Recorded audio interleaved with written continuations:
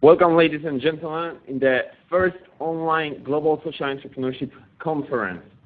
Today, we are welcoming 24 speakers from around the world that are connecting from different countries to share with you their inspiring stories of setting up social business. Currently, we have a pleasure to have a call with South Africa, Arnaud Blanchet. Arnaud Blanchet, after being CFO in France for 5 years, decided to travel to 20 countries around the world to meet social entrepreneurs, to learn from them, understand their challenges, to, at the end, effectively set up his own social business, last mile for BoP. I would like to welcome Arnaud together with our moderators, Antoine Leplet and Zenexius. And Arnaud, please go on with the presentation. Thank you, Raphael. First of all, thank you for inviting me to participate to your conference. I'm very happy to be there and to be able to share my experience of social entrepreneurship. What I would like to do first is speaking generally about my experience and just to the introduction and then come to the subject of the social business. So I would like first to give a definition, then to explain my experience traveling to meet social entrepreneurs, to explain why I did it and what I was looking for, what I find, and finally I would like to explain what is last mile for BoP, what are the assumptions and the social business scene in South Africa, and what are our objectives with this social venture. So this is the plan that I propose to follow. And for the first thing, I would like to introduce myself and just tell you a few words about what I've done before starting last mile for BoP. So as you said, Raphael, I was the CFO at the Women's Forum. The Women's Forum is basically a conference similar to the World Economic Forum with a very specific gender issue focus. So I worked there for 5 years, and while I was working at the Women's Forum, I read a book called 80 Men to Change the World, written by two French men, Sylvain Darnil and Mathieu Leroux. And this book changed what I wanted to do. Reading this book, I knew that I wanted to work in social business, and I knew that my next position would be something linked with social business. And after 5 years at the Women's Forum, the company was bought by Publicis Group. I was not looking to work in a big group, so I thought that it was a good time to realize this dream of working for social business. And I wanted to start in my own social business, but I didn't know what kind of social business I wanted to start. So I decided first to travel, to meet social entrepreneurs, to know exactly what were their challenges, what were their activities, and what the life of a social entrepreneur looked like. So I first did a project called Discovery Notebook, which was, as you say, travel around 20 countries to meet social entrepreneurs. And then at the end of this travel, I came to South Africa to set up last mile for BoP. So the first thing I would like to do with you now is to share with you my experience of the travel that I've done. And first of all, give you my definition of social business. This definition is the result of what I've seen during my experience, my travel, and my meetings with social entrepreneurs. And in fact, the definition is that, my definition is that there's no just one definition and there's not just one rule to follow. So I do not think that more like Yunus' 7 rules, for example, should apply to all social businesses, because all social businesses are different. And for me, what is the common point of all social businesses is that they all seek to serve the community's interest.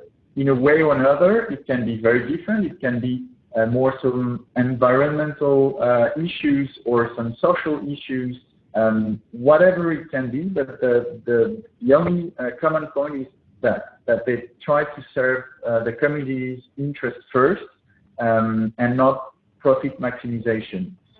They also all try, if we reduce the definition to businesses, they also all try to be financially sustainable. So that's the definition that I would give of social business. And I got this definition, and I think that there is no rule and no just one definition, because I saw many different kind of social enterprise when I was traveling, and that was the aim of my travel. So my objective was to be able to have a very wide experience and like a view of everything that could be done by social entrepreneurs.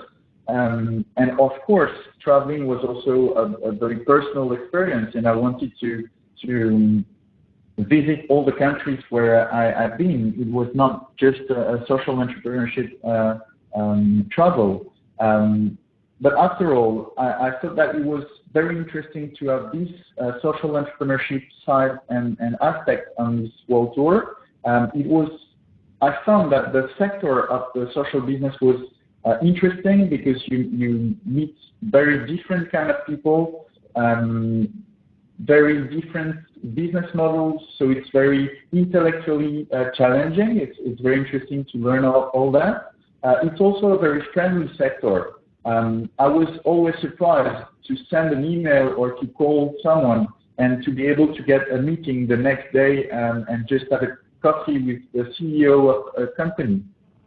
It was so easy, and people were usually very friendly when I was just explaining what I was doing. So that was also a nice thing that I discovered during my travel. And finally, as I already said it's a very diverse sector. You can have a lot of different things. You can meet an Indian entrepreneur that doesn't have access to anything but still want to solve a problem that he experienced in his community. You can have Stanford graduates that don't want to go and work in M&A, so we choose to work in a social business. You have very different kind of social entrepreneurs, and as many social businesses as there is normal businesses.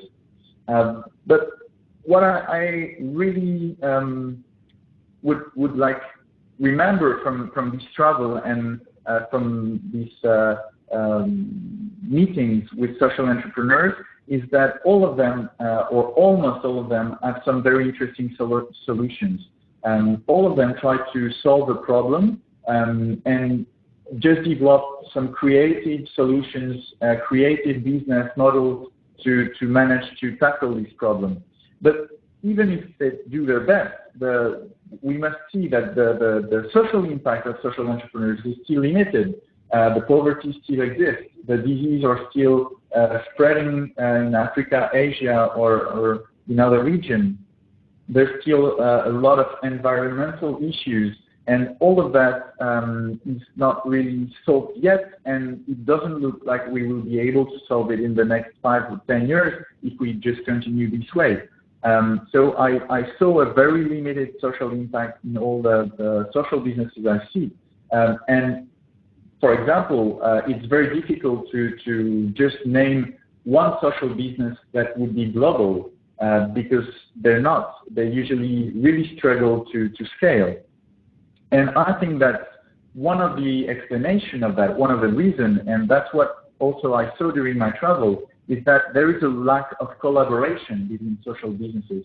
A lot of businesses do the exact same thing, but don't even know what their competitors are doing, or don't even know that they're existing. So that's also one of the points I saw, and that's why I thought that there was some interesting things to do in social business, and some interesting activities to launch. And that's how I came with the idea of Last Mile for BoP. So during my travel, I also tried to look for the cities where I wanted to settle.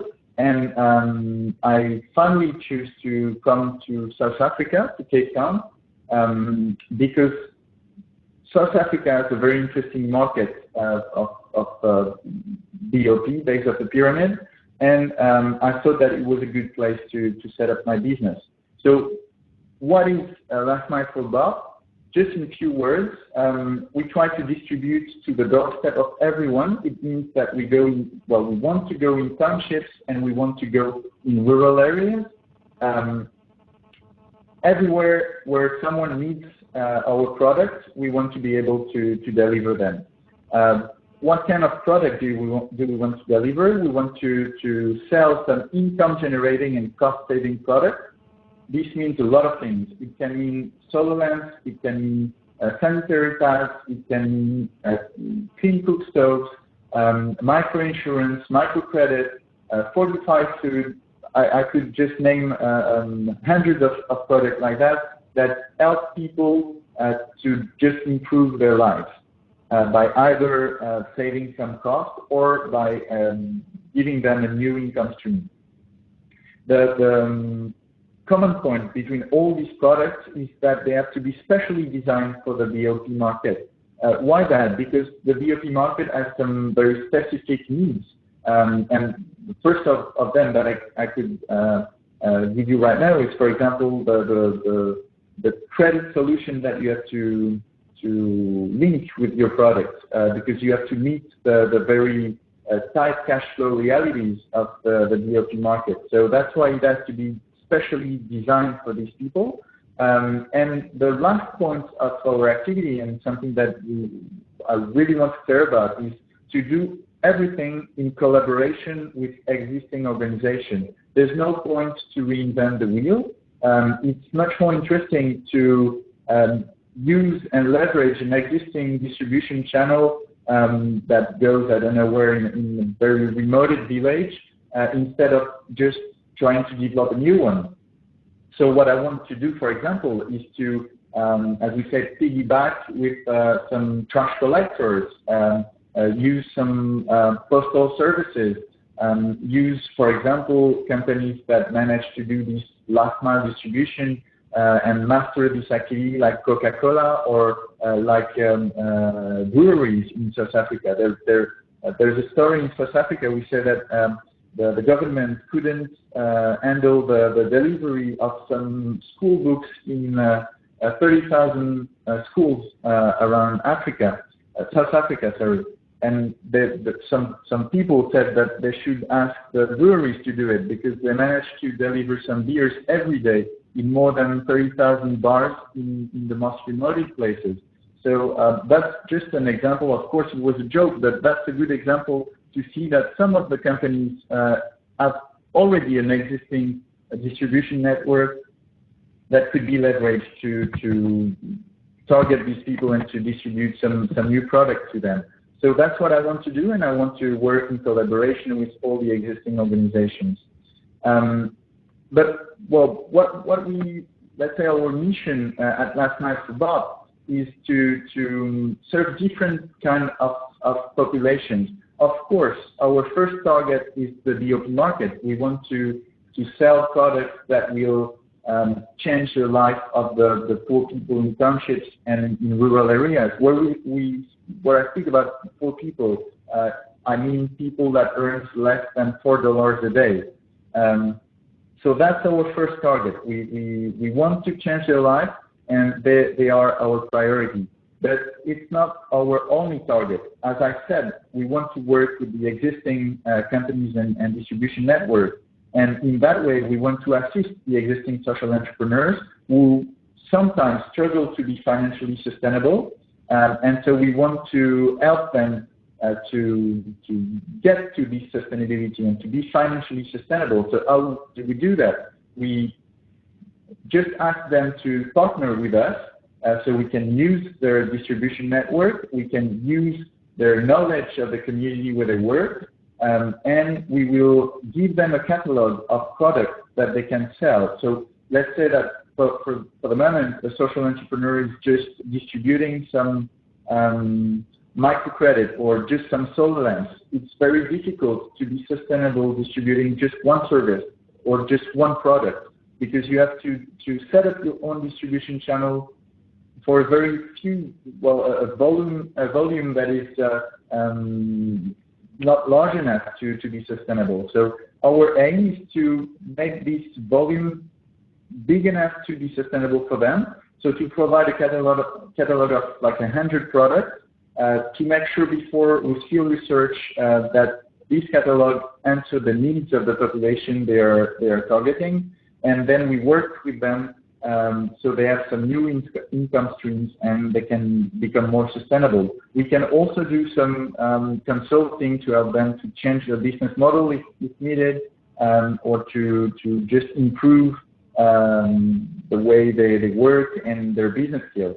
So our first partner, for example, should be a saving group NGO that want to get some new income streams because they can be sustainable just with managing some saving groups, and they want to leverage this money that these people are saving in their groups, and they want to sell them some solar lamps. So that's one of the first projects we will have. But we don't want to work just with social entrepreneurs. We also want to involve large companies to just get into the BoP market, because this is a very large and untapped market so far. The markets of developed countries are mature, and it's very difficult to get some new market shares. And when you go on the BoP market, it's just a new market where you can have some big volumes of products to sell. So it makes it an interesting market and a market of the future for large companies. So we want to assist them and to be able to help them to get on this market, organizing some focus groups, some tests on the field with some of the products they would like to design, to assist them designing some new products, and basically to give them some consulting services on how to market their product for people. The South African market is a very good example of that. It's a very difficult market to understand. For example, before people go to the supermarket at the beginning of the month, then they will go to local shops during the month, and they could just buy products from door-to-door sales agent at the end of the month, just because these different actors answer some of their needs during the month. Like they don't have cash at the end of the month, so they can go and pay the transportation to the supermarket. But there's still some issues, because if you go to a local shop, you will pay the same product 30% at a price that is 30% more expensive than in the supermarket. So there's a lot of things that you can do and knowledge that you can give to large companies on marketing your product for the BoP market. And finally, we also want to work with large industries and with the state, public administrations, to replicate some projects that I've seen when I was traveling and that have proven track record. For example, some toilet blocks or some clinics that are really needed in South Africa, because as you may know, South Africa was had some social problems, especially in the mining sector, with some strikes from the workers because the wages were not enough for them to live with dignity, and there were some violent strikes. So these companies have, I think, they have an interest to try to work on social projects, to give, for example, some new social services to their employees. It will be less expensive for them, but it will also answer the needs of the workers. So that's something that we will try to work on after our first pilot project. What are the steps today of Last Mile for BoP? Where are we, and what are we doing now, and what are the next steps? So as I said before, Last Mile for BoP is BoP is a very new venture. I just set it up like 2 weeks ago. It was officially set up 2 weeks ago. I've been working on the project for more than 6 months now, but the company was set up in South Africa 2 weeks ago. So it's called Last Mile for BoP Africa Pty Limited. That's the official name. And our next step is to conduct a field research in 20 communities in South Africa to understand the needs of the BoP market. Why do we target such large number of communities? It's because the needs of the townships in Johannesburg and the Soweto, for example, and the need of the township in Cape Town, Khayelitsha, are totally different. So we need really to study different communities to be able to answer the needs correctly. When we have this information and collected all these data about the needs, we can build our catalog containing all the products and services that we will distribute, and then we will begin a distribution pilot project to just try and test different processes of distribution. As I said before, we could use the postal services, we could use the trash collectors, we could use the dairy collectors, we could also use large companies. There's a lot of different processes that we want to try, and we will do it during 10 months in South Africa, from June to next year, 2014. And finally, what we want to do once we've proven that the business model works is to involve as many partners as possible, to be able to reach as many communities as possible. And this will need to involve all the social entrepreneurs in South Africa, as many large companies as we can, to get everyone on board and everyone motivated to go to this goal of trying to tackle poverty. So it's really about collaboration, and we will really try to do that once we finished our distribution pilot project. But to do that, we have some needs, and we can't do it just like that. It's quite a long process. So today we already are looking for these partners and these social entrepreneurs. We already found some of them, like the Saving Group, for example. We also found a company doing some trash collection. So we are already building some partnerships, but we are looking for more. So if you know any social entrepreneurs present in South Africa, just contact us. We would be welcome to discuss with them. We're also looking for a passionate team, because so far I'm working on a project, but I need to find, for example, a Black South African partner to comply with what we call here the BEE, so the Black Economic Empowerment. It's a rule to try to help Black people to get some jobs and to be skilled. So I'm looking to employ and to partner with a Black South African. I'm also looking for interns right now. So there's an ad on our website, www.lastmileforbop.com. If you're interested by the last mile distribution, social business, please have a look and see what we offer. It's in Cape Town, and the city is really nice. It can also influence your choice.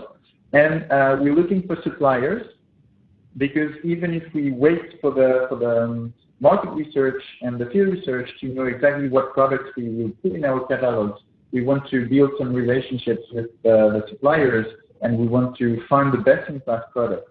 So we're currently looking at solar lamps manufacturers, clean cookstoves manufacturers, and almost all kinds of products that can answer the BoP needs. So say for the internship proposition and offers, if there's anyone that you know that could be interested in distributing some social products in South Africa, we would be very happy to hear about them and to contact them.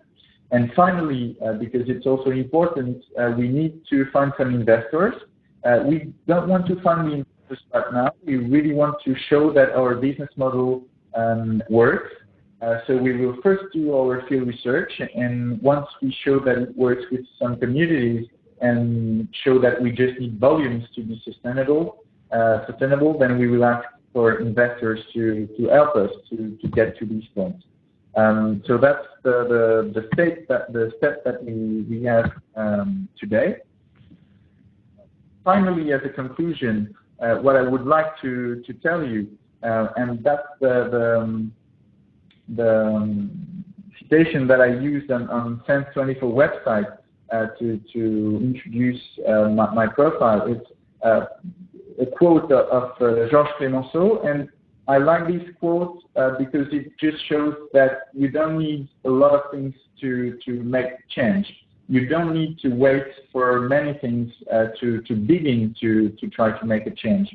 So you just have to use whatever you have today. It can be your skills, it can be your time, it can be your assets or whatever, or just your will to change something. And by just using that and leveraging of what you have, you'll manage to change some of the things that you think should be changed. And this first change will give you the possibility to go further and to change even more things and hopefully to change the world. So that's the final word I would say is that just do whatever you can with what you have, and that's already a good start. So thank you very much, and I am looking forward to answering your questions if you have any. Yeah, so Arnaud, we have a question from the audience actually on your journey, your incredible journey with like 100 entrepreneurs in 20 different countries. Because you spoke about the accessibility and friendliness of social entrepreneurs, and did you identify along like all your talks different and common characteristics of these social entrepreneurs? And are they also different from entrepreneurs per se? So I couldn't say that they're different from normal entrepreneurs because I had a real focus on social entrepreneurs. So I wouldn't compare them to normal entrepreneurs. But what can I say is that I feel like, let's say I could resume it in two different profiles of social entrepreneurs. The first profile that I saw was some local leaders or just local people in a community that experienced a problem and tried to solve it. I remember, for example, a rickshaw driver in Nepal that saw that there were a lot of poverty in his community, and that people that were doing the same job as he was, so a rickshaw driver, there was a lot of addiction to alcohol. People didn't manage to get any savings because they had to rent the bike they were using a day and everything. So he just set up a social business to produce some rickshaw taxi and to sell it with an innovative cash flow system where people didn't have to pay first and they could just get and pay their rickshaw taxi over the time and over the month.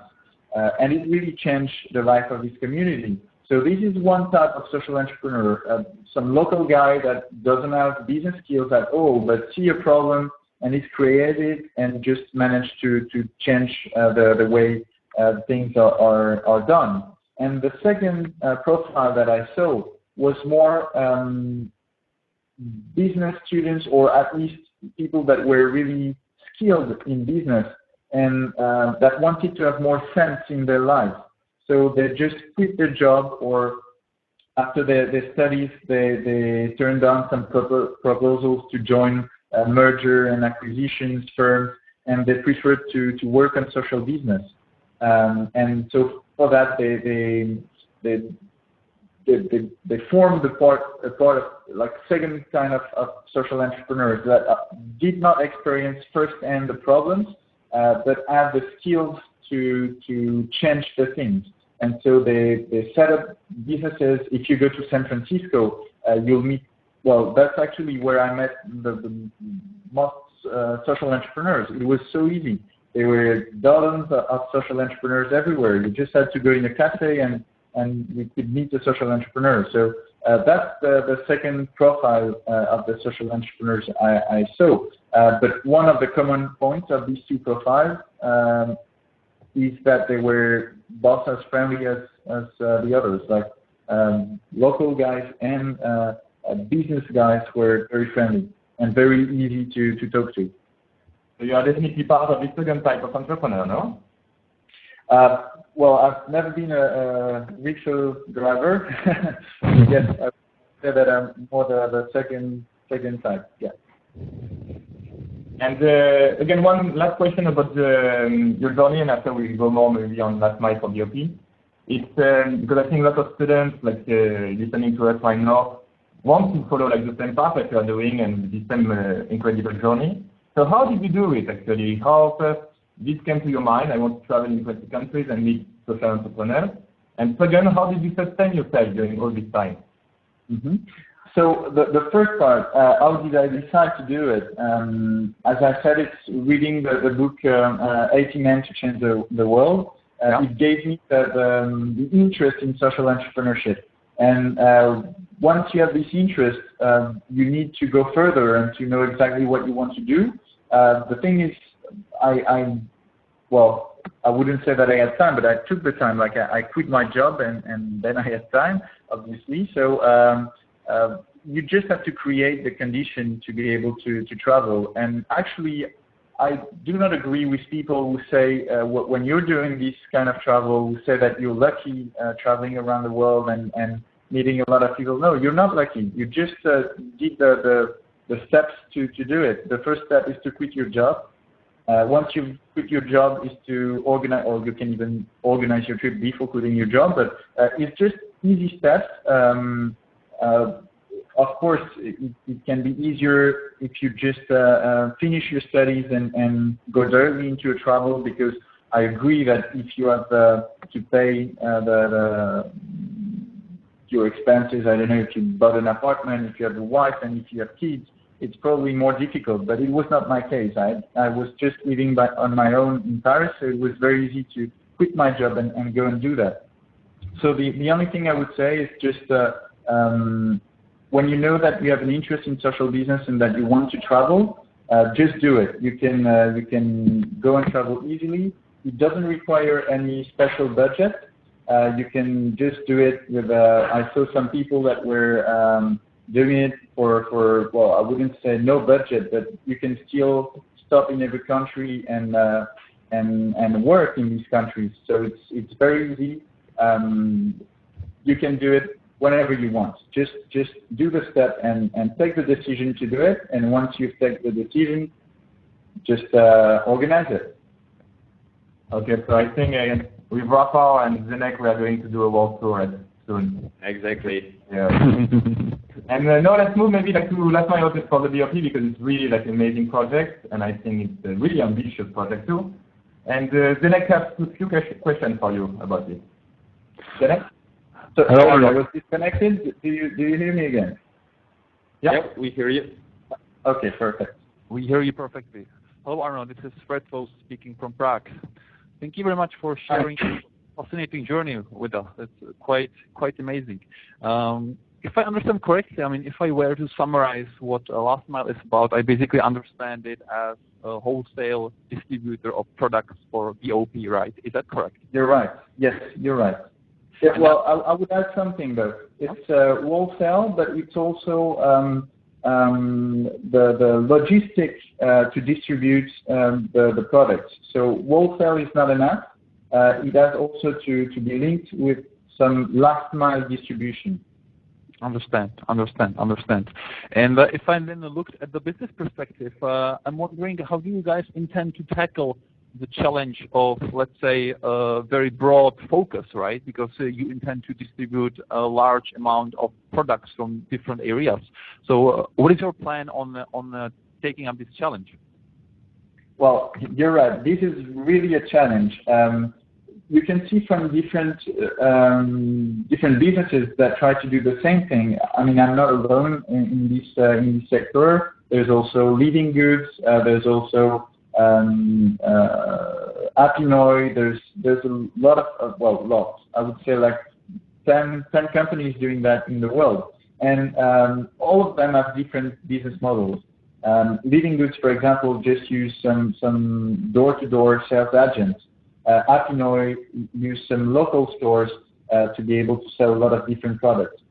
What we want to do with Last Mile for BoP is combining all these different processes of distribution and adapt it to the different communities. you don't sell the same way in a township that you would do in a rural area.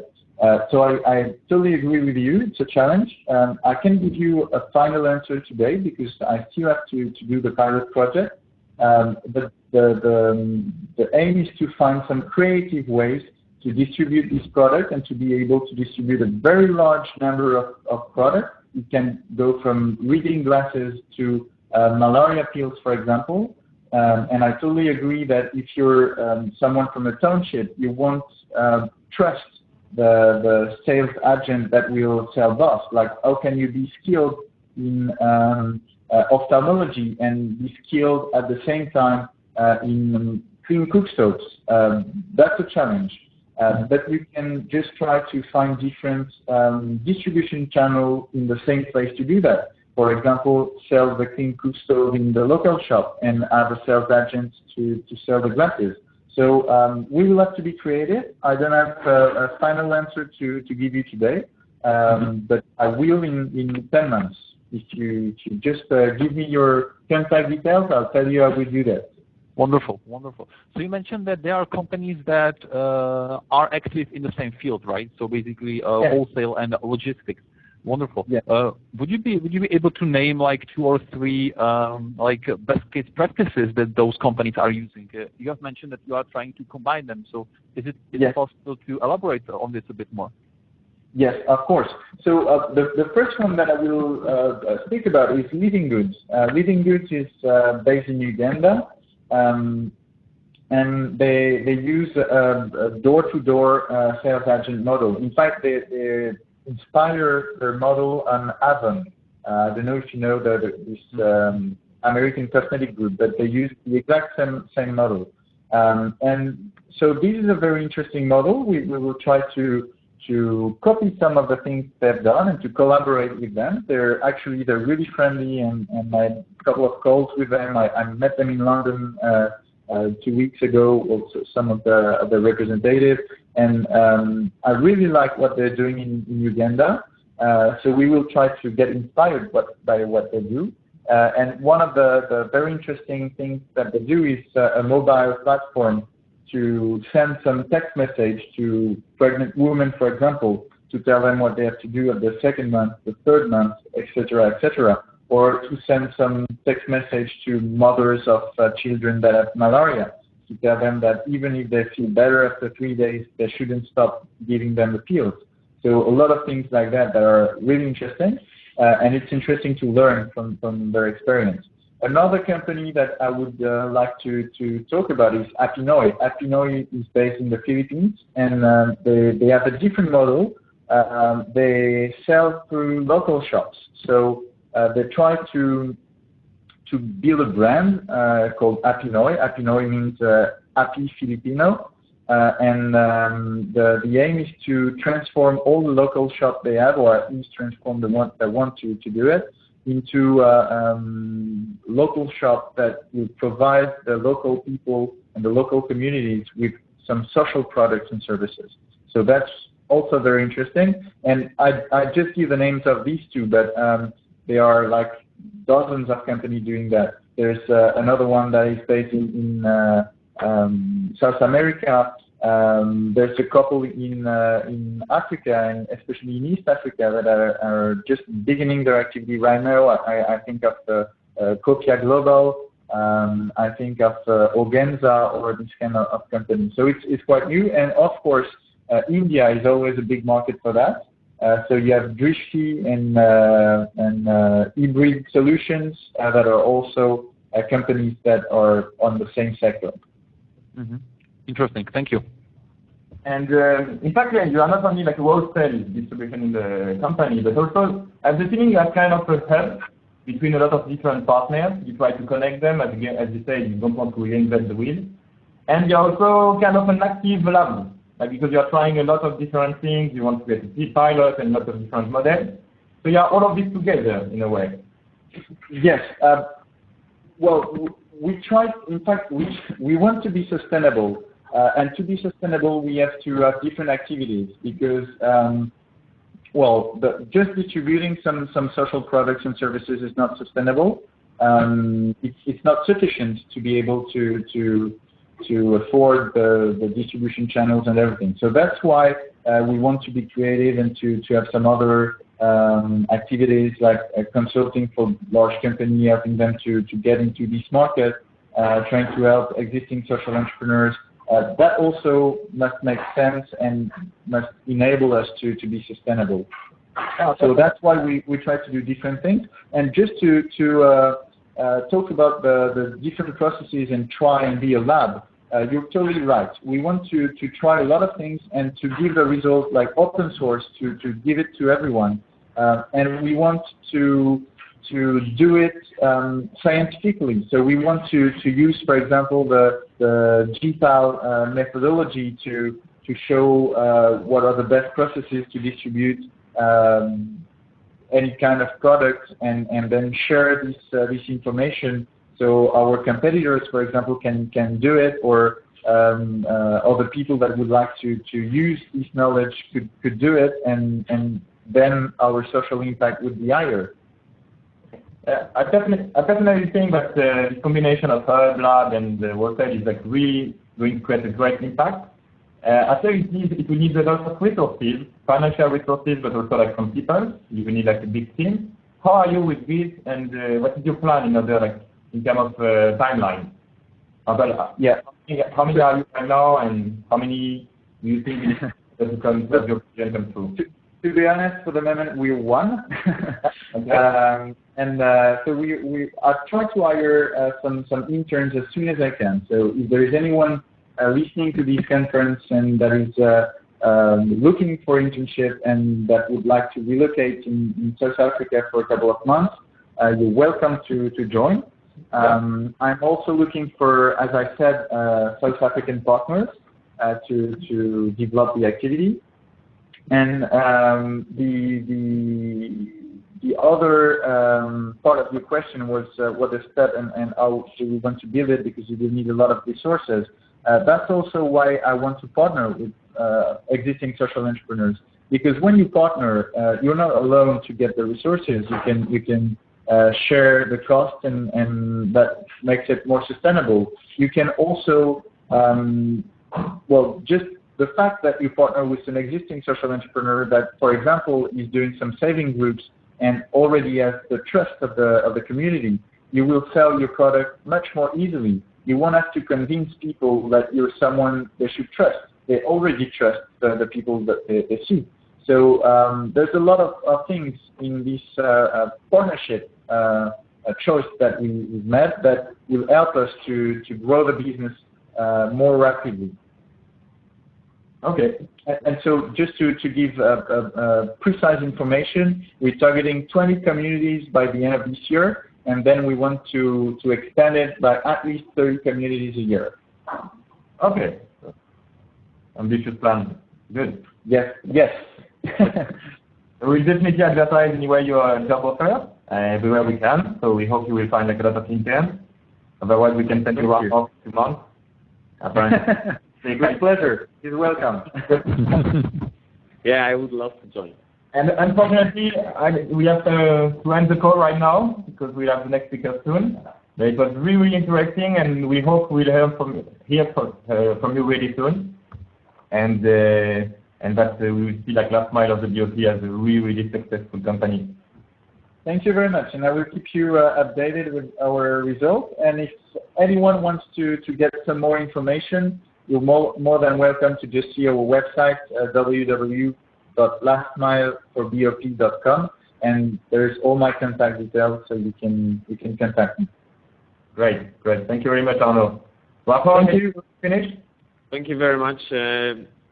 Yes, I would like to just quickly advertise our partner. It's Unreasonable XC. Basically, they're organizing a conference April 26 in Barcelona, and they are inviting everybody. Unreasonable XC is basically a journey, one belief to change the world. 11 startups, 20 mentors on a ship that are going through 14 countries in 100 days and discussing the social entrepreneurship. So basically, if somebody is close to Barcelona, is invited to the conference. At the same time, I would like to encourage you all to post information on your Facebook about the conference. And thank you for joining. The next speaker will be Lane Herringman, who is only 28 years old, and he already set up 6 social businesses. It will be also very, very interesting call to listen to and to learn from. Thank you, Arnaud. Thank you, Menno. Thank you, Zdenek and Antoine, for joining. Thank you. And I'll say hi to Arnaud Zenibo Institute for You. They're in Cape Town from tomorrow to the end of next week, so I'll meet them on Tuesday. Okay, so perfect. Tell them that we are with them. We are unreasonable in 24 hours marathon. I will. Yeah. Thank you very much. Bye. Bye-bye. Thank you, guys. Bye.